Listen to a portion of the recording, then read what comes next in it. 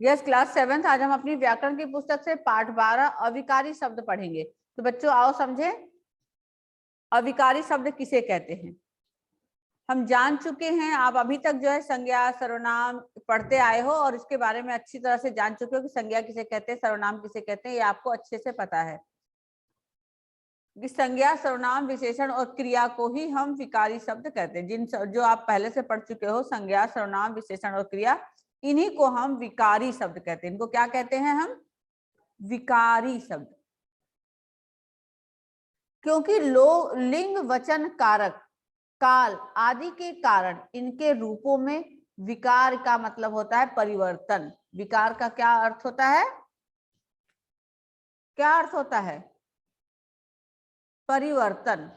विकार का अर्थ होता है परिवर्तन। तो इन्हीं आदि कारण से इनके अंदर परिवर्तन आता है। हमारी भाषा में ऐसे शब्द भी हैं जिनके रूप लिंग वचन कारक आदि के कारण नहीं बदलते। कुछ ऐसे भी हैं जिनकी वजह से नहीं बदलते। ऐसे शब्दों को जो नहीं बदलते उन शब्दों को हम अविकारी कहते हैं, या अविकारी को ही अव्यय भी कहते हैं। तो आइए अव्यय के भेद जानिए कि कितने हैं अविकारी शब्द के, या अव्यय के कितने भेद हैं। अविकारी शब्द 4 प्रकार के होते हैं। कौन कौन से? क्रिया विशेषण, संबंध बोधक, समुच्चय बोधक और विस्मयादि बोधक। इन सब ये सारी चीजें भी आप लोगों को मालूम है अच्छे से, क्योंकि आप अभी पहली बार इसका नाम नहीं सुन रहे हो। क्रिया विशेषण किसे कहते हैं? जो क्रिया की विशेषता बताता है। क्रिया क्या होती है? जो हमारे द्वारा की जाती है। रोना, गाना, हंसना। रो रहा है, अगर कोई व्यक्ति रो रहा है, जोर जोर से रोना। जोर जोर क्या है? वो क्रिया की विशेषता बता रहा है ना। हंसना, जोर जोर से हंसना, धीरे धीरे हंसना, ठीक है, ठहाका लगा के हंसना। तो ये हमारी उस क्रिया की विशेषता बताने वाले शब्द है, तो उसको हम क्रिया विशेषण कहते हैं। संबंध बोधक वाक्य को जोड़ने का कार्य करता है। का, के, की करके जो हम वाक्य जोड़ते हैं उसको हम संबंध बोधक कहते हैं। समुच्चय बोधक, समुच्चय बोधक भी दो वाक्यों को जोड़ने का कार्य करता है, परंतु वह दो वाक्यों को और, इसलिए, किंतु, परंतु ऐसे शब्दों के साथ जोड़ता है। राम बीमार था इसलिए विद्यालय नहीं आया। अब ये वाक्य पूरा हुआ, तो इसमें इसलिए जो लगाया आपने दूसरा वाक्य जोड़ते समय, वो समुच्चय बोधक कहलाया। और चौथा है विस्मयादि बोधक। विस्मयादि बोधक आपको मालूम है जिसमें हम अपने आश्चर्य, अपने भाव प्रकट करते हैं। शाबाश, अरे वाह, मौसम बहुत सुहाना है, छी बड़ी गंदी बदबू है ना, अरे कहाँ जा रहे हो। तो जो हमारे विस्मय, हमारे भाव मन के प्रकट करता, उसको हम विस्मयादि बोधक कहते हैं। आपको पहले से ही पता है। तो सबसे पहले आइए देख लेते हैं क्रिया विशेषण किसे कहते हैं बच्चों। चलिए ध्यान से आप इसको पहले पढ़ेंगे तब मैं आपको बताऊंगी। चलिए क्रिया विशेषण, इन वाक्यों को पढ़िए, वंश पढ़ो। Okay ma'am. क्रिया विशेषण एडवर्ब। दादी सावधानी से भोजन परोसती हैं। कैसे परोसती हैं? सावधानी से। अब देखो आपने एक वाक्य बोला, दादी सावधानी से भोजन परोसती हैं। इसके अंदर हमने आपसे प्रश्न किया कि कैसे परोसती हैं, आपने उत्तर दे दिया उसका, सावधानी से परोसती हैं, है ना। इसमें इसका उत्तर मिल गया। हाँ चलो नेक्स्ट। एक चूहा उधर भागा। कहाँ भागा? उधर। कहाँ भागा ये प्रश्न है, उत्तर क्या है? उधर। हाँ, बिल्ली ने चूहे को झट से पकड़ लिया। कैसे पकड़ा? झट से।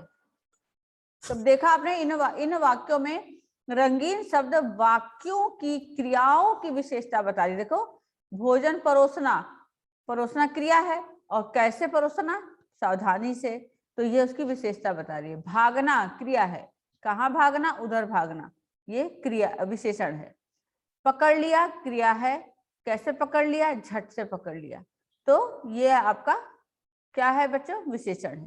तो आपने जो सावधानी से, उधर, झट से, ये हमारी क्रिया के साथ विशेषण लगा हुआ है, इसलिए इस शब्द को हम क्रिया विशेषण कहेंगे। तो जो शब्द क्रिया की विशेषता बताते हैं उन्हें हम क्रिया विशेषण कहते हैं। क्रिया तो आप सबको मालूम है, जिस शब्द से हमें करने होने का बोध होता है उसे हम क्रिया कहते हैं, और क्रिया की विशेषता बताने वाले शब्द क्रिया विशेषण कहलाते हैं। क्रिया विशेषण के और भेद देखिए। चलो नेक्स्ट बच्चा। Raise your hand. यस बेटा।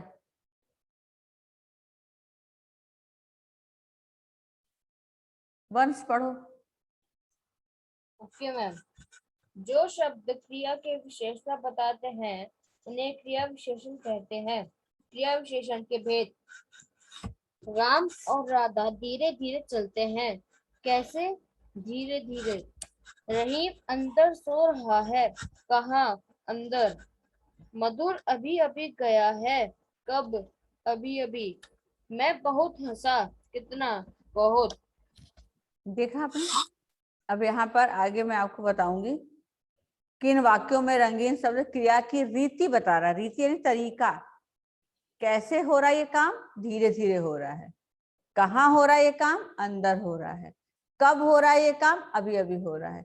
कितना हो रहा है? बहुत हो रहा है।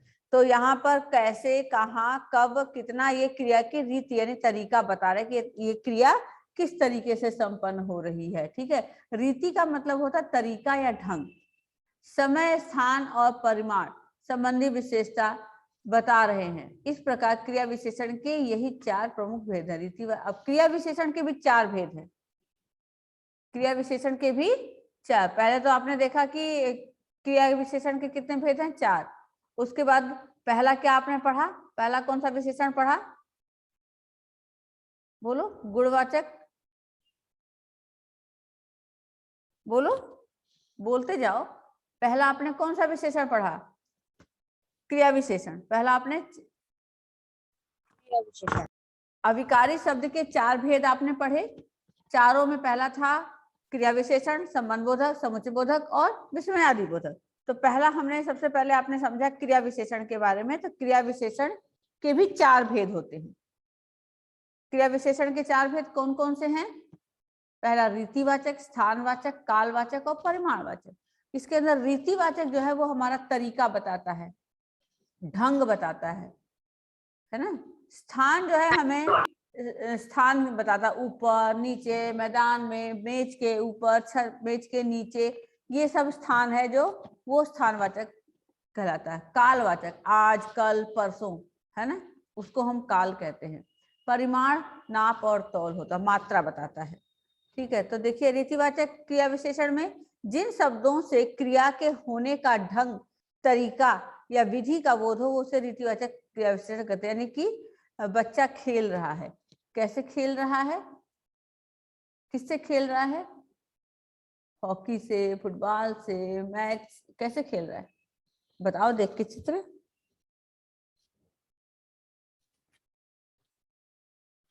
किसी को कोई चित्र? हाँ माई बोलो।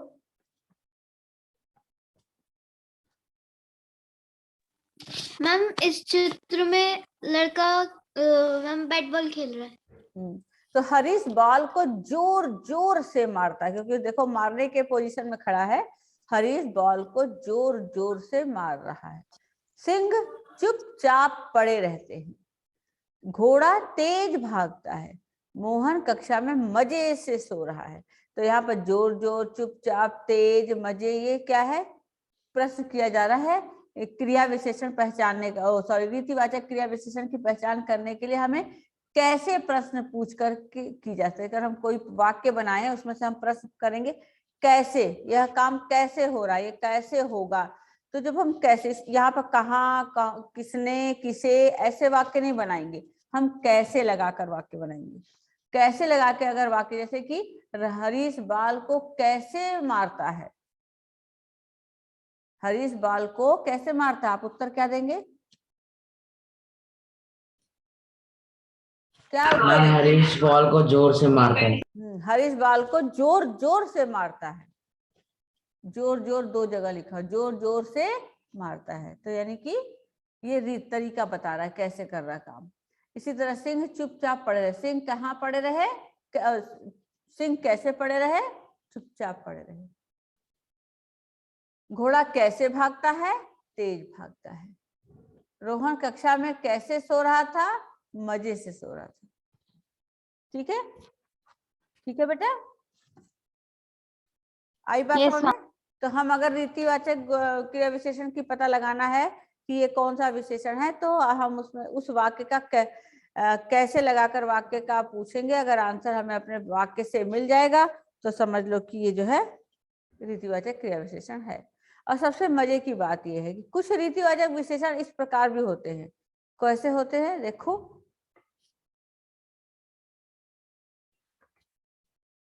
जैसे परिश्रम पूर्वक, ध्यान पूर्वक, सावधानी से, चुपके चुपके, तेज, व्यर्थ, फटाफट, शीघ्रता पूर्वक, एकाएक, आहिस्ता, हाथों हाथ, यथाशक्ति आदि। तो इनसे जो है आपको समझना है ये रीतिवाचक क्रिया विशेषण कुछ इस प्रकार से हैं, है ना। खान स्थानवाचक, अब नेक्स्ट पर आ जाऊं मैं, आ जाऊं? Yes ma'am. आपको समझ में आया रीतिवाचक क्रिया विशेषण? Yes ma'am.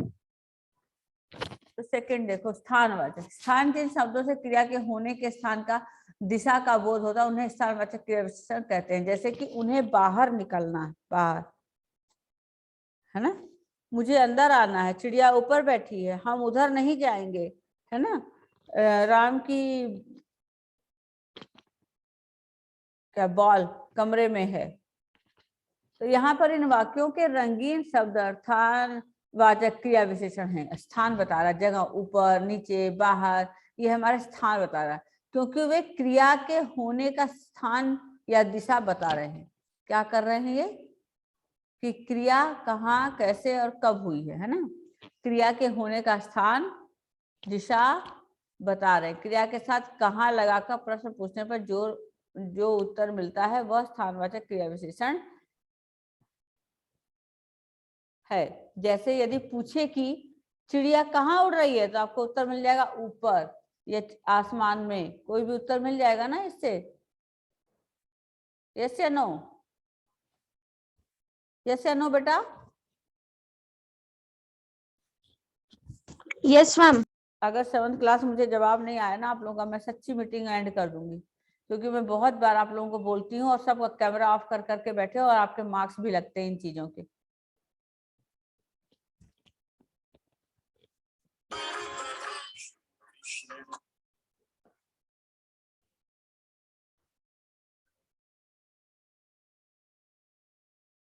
तो यहाँ पर अब इसके बाद जब कहा, यदि पूछा जाए चिड़िया कहाँ उड़ रही है और आपको उत्तर मिले ऊपर, तो ये स्थानवाचक क्रिया विशेषण कहलाता है। स्थानवाचक क्रिया विशेषण के रूप में प्रयुक्त कुछ और भी शब्द हैं, जैसे ऊपर आपके थे क्या है, अंदर, इस ओर, उस ओर, सामने, पीछे, चारों ओर, यहाँ वहां, सर्वत्र, आगे पीछे, ऊपर नीचे, पास दूर, इधर उधर, दाएं बाएं, ये सब हमें स्थान का बोध करा रहे हैं, इसलिए स्थानवाचक शब्द कहलाते हैं। नेक्स्ट है आपका कालवाचक। काल आपको जैसे सुनते ही समझ में आ गया होगा ना, भूतकाल, वर्तमान काल और भविष्य काल, आया ना। तो कालवाचक विशेषण जिन शब्दों से क्रिया के समय का बोध होता है, क्रिया कब हो रही है, आज हो रही है, कल हुई थी, परसों होगी, क्या है। शलभ रात भर पढ़ता रहा, पहरेदार कभी कभी आता है, मालविका हमेशा अपने विचारों में खोई रहती है। ये वाक्य तो बिल्कुल सही लग रहा है मुझे क्लास वाइज, है ना। मालविका हमेशा अपने विचारों में खोई रहती है। क्यों भाई, हमारी क्लास, तो इसके अंदर रात भर, कभी कभी, हमेशा, ये जो शब्द हैं हमें काल का बोध करा रहे हैं, समय का बोध करा रहे हैं। इन वाक्यों के रंगीन शब्द इन क्रियाओं के होने के समय के बारे में बता रहे हैं। कालवाचक क्रिया विशेषण की पहचान के लिए हम कब, जैसे कैसे, कहाँ, और इसके लिए हम क्या प्रश्न बनाएंगे, कब, यह काम कब हो रहा है, कब जाना है, कब आओगे, है ना। ये तो इसका हम कालवाचक क्रिया विशेषण मतलब प्रश्न करेंगे और इसका उत्तर हमें मिलेगा।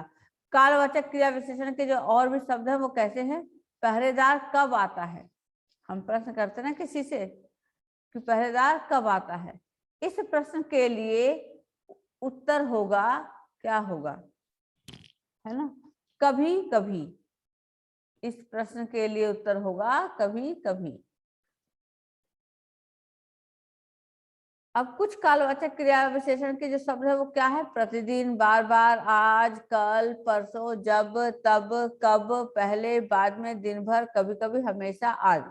ये हमारे कालवाचक क्रिया विशेषण के भेद हैं। ओके, एंड थर्ड है परिमाणवाचक क्रिया विशेषण। परिमाण का मतलब होता है नाप और तौल। नाप और जिन शब्दों से क्रिया की मात्रा यानी कि परिमाण यानी कि माप और तौल की जानकारी मिलती है उन्हें हम परिमाणवाचक क्रिया विशेषण कहते हैं। जैसे यहाँ पर देखो, मुझे तबला बजाना कुछ कुछ आता है ना। अधिक मत बोलो, बच्चा बहुत रो रहा है। इन वाक्यों के रंगीन शब्द क्रियाओं की मात्रा या परिणाम का बोध करा रहे हैं, इसलिए परिमाणवाचक क्रिया विशेषण कहलाते हैं। परिमाणवाचक क्रिया विशेषण की पहचान के लिए हमें क्रिया के साथ कितना, कैसे, कब, कहाँ और इसके लिए कितना लगाकर प्रश्न पूछना चाहिए। प्रायः उत्तर पुस्तिका मतलब क्रिया विशेषण होंगे, जैसे बच्चा कितना रो रहा है, उत्तर होगा बहुत रो रहा है। किसी किसी वाक्य में जैसे बताया आपको कि उत्तर उसी वाक्य में से आपको देना हो सकता है, और इसमें जो है आपको बिना आंसर के प्रश्न होगा उसका उत्तर देना है। तो इसमें कितना कितना आएगा, जैसे कहाँ, कैसे, कब और लास्ट में कितना। ठीक है, कितना लगाकर बच्चा कितना रो रहा है तो आप बोलोगे बहुत रो रहा है ना, उत्तर होगा बहुत। तो कुछ परिमाणवाचक क्रिया विशेषण शब्द इस प्रकार है: बहुत, अधिक, कम, कुछ, जरा, इतना, उतना, कितना, बराबर, थोड़ा थोड़ा, काफी, अत्यंत आदि। ये हमारे परिमाणवाचक हैं। अब विशेषण और क्रिया विशेषण में अंतर देख लो पहले। अंतर मतलब कि दोनों में क्या अंतर है। चलो, जो शब्द संज्ञा सर्वनाम की विशेषता बताते हैं उन्हें विशेषण, और जो क्रिया की विशेषता बताते हैं उसे क्रिया विशेषण। जो शब्द सिर्फ संज्ञा सर्वनाम की विशेषता बताते हैं उन्हें क्या कहते हैं हम? विशेषता, उन्हें विशेषण कहते हैं। और जो शब्द आप क्रिया की विशेषता बताते हैं उन्हें हम क्रिया की विशेषता, क्रिया विशेषण कहते हैं। चलिए ये रीड कर लीजिए एक बार, माही बोलो।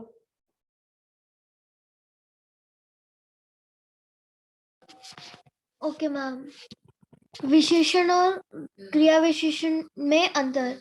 यस, जो शब्द संज्ञा सर्वनाम की विशेषता बताते हैं उन्हें विशेषण, और जो क्रिया की विशेषता बताते हैं उन्हें क्रिया विशेषण कहते हैं। जैसे यस, उसने थोड़ा दूध पिया, विशेषण। उसने थोड़ा खाया, क्रिया विशेषण। परिमाणवाचक। बच्ची तेज है, पहला स्थान लाएगी, विशेषण।